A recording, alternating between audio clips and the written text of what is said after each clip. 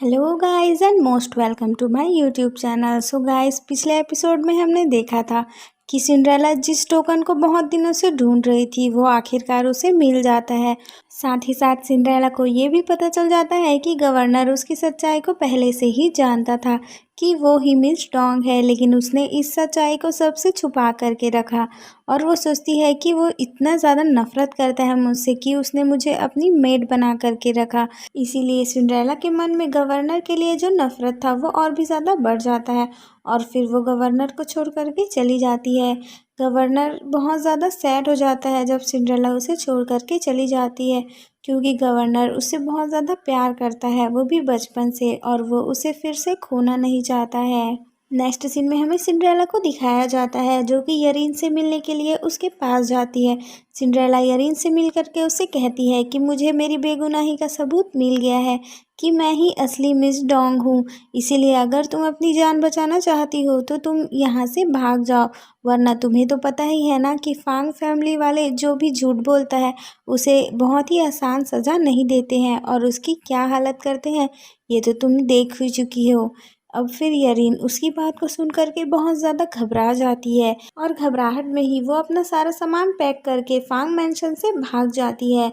Next scene में Cinderella घर के सभी मेंबर्स को बताती है कि मैं ही असली मिस डोंग हूँ और जब गवर्नर मुझे किडनैप करके यहाँ पर लेकर आए थे तो उन्होंने ही मेरा ये टोकन छुपा लिया था, जो फाइनली अब मुझे मिल गया है। और आप गवर्नर से भी इस बारे में पूछ सकते हैं कि आखिरकार उन्होंने इस टोकन को छुपाया था या नहीं। तब उसके बाद में गवर्नर की चुप्पी देख करके सभी लोग समझ जाते हैं कि मिस डोंग सच बोल रही है और फिर लेडी सिप भी उसकी बात को सच मान लेती है। तभी हमें दिखाया जाता है कि घर के कुछ नौकर यरीन को पकड़ करके ले आते हैं जो कि फांग मैंशन से भागने की कोशिश कर रही थी। तब लेडी सिप यरीन पर बहुत ज़्यादा गुस्सा होती है और कहती है कि तुम्हारा हिम्मत भी कैसे हुआ हमारी पूरी फैमिली को इस तरह से बेवकूफ़ बनाने की। इसमें यरीन कहती है कि मैं हमेशा से ही इसकी ज़िंदगी जीना चाहती थी, ये हमेशा ही प्रिंसेस वाली ज़िंदगी जीती रही और मुझे हमेशा नौकरानी वाली ज़िंदगी जीना पड़ा, लेकिन मैं यहाँ पर एक प्रिंसेस की ज़िंदगी जीना चाहती थी, इसीलिए मैंने ये सब झूठ कहा। और फिर यरीन लेडी सिप से कहती है कि पूरा मेंशन जानता है कि ये लड़की कैसी कैरेक्टरलेस है और इसने गवर्नर के साथ भी रिलेशनशिप बना रखे हैं, तो क्या आप अब भी यंग मास्टर से इसकी शादी करवाना चाहती हैं। तब सिंड्रेला कहती है कि तुम्हारी हिम्मत भी कैसे हुई मेरे बारे में ऐसी बातें करने की, तुम गवर्नर से पूछ सकती हो, उस दिन हमारे बीच में ऐसा कुछ भी नहीं हुआ था, आप लोगों ने जो कुछ भी देखा वो सिर्फ एक मिसअंडरस्टैंडिंग थी और मैंने कभी भी गवर्नर के साथ कोई भी रिलेशन नहीं बनाया है। तब यंग मास्टर कहता है कि मुझे मिस डोंग की बात पर भरोसा है। फिर लेडी सिप बहुत ही ज़्यादा गुस्से में कहती है कि इस लड़की को मेरी नज़रों से दूर ले जाओ। तब वहाँ के नौकर यरीन को उठा करके वहाँ से ले जाते हैं। तभी उसके बाद में यंग मास्टर लेडी सिप से कहते हैं कि अब जब मिस डोंग की असली सच्चाई बाहर आ चुकी है तो मैं चाहता हूँ कि हम दोनों की एंगेजमेंट जल्दी ही करा दी जाए।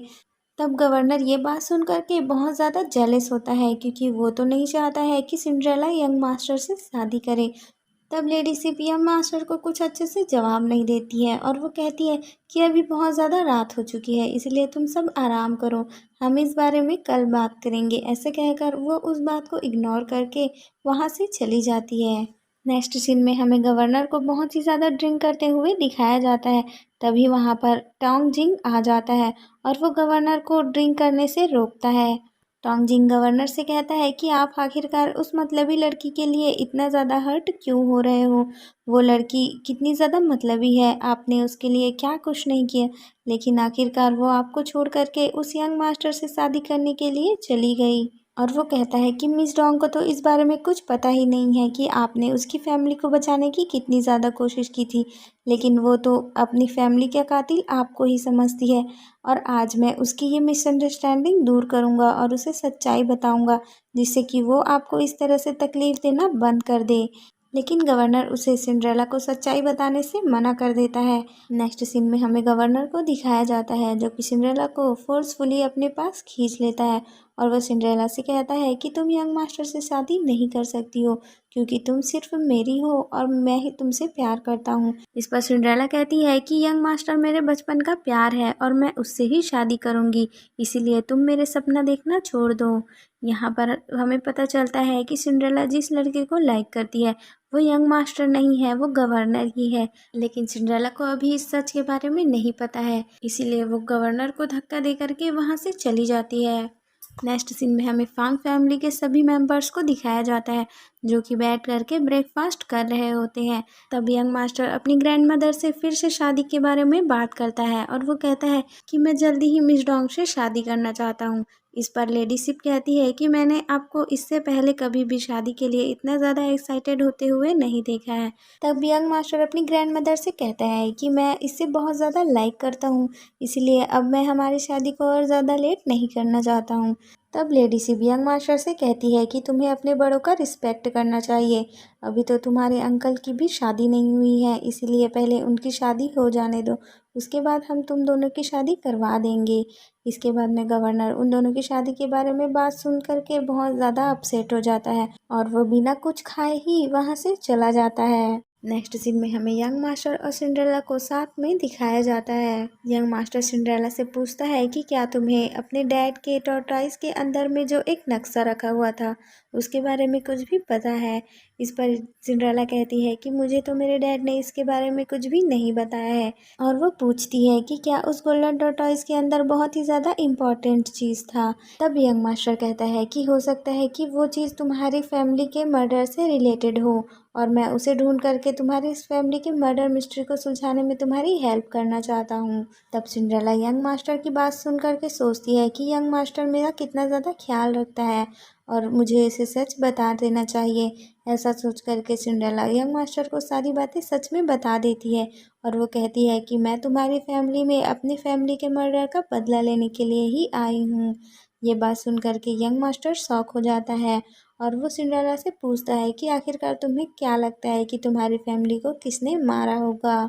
तब सिंड्रेला कहती है कि जिस दिन मेरी फैमिली का मर्डर हुआ उस दिन तुम्हारे अंकल अपनी पूरी आर्मी लेकर के मेरे घर पर आए थे और मुझे पूरा यकीन है कि उसने ही मेरी पूरी फैमिली को मारा है, इसीलिए मैं उसे जान से मारना चाहती हूँ, लेकिन अभी मेरे पास कोई भी सबूत नहीं है जिससे कि मैं ये बात प्रूव कर सकूं।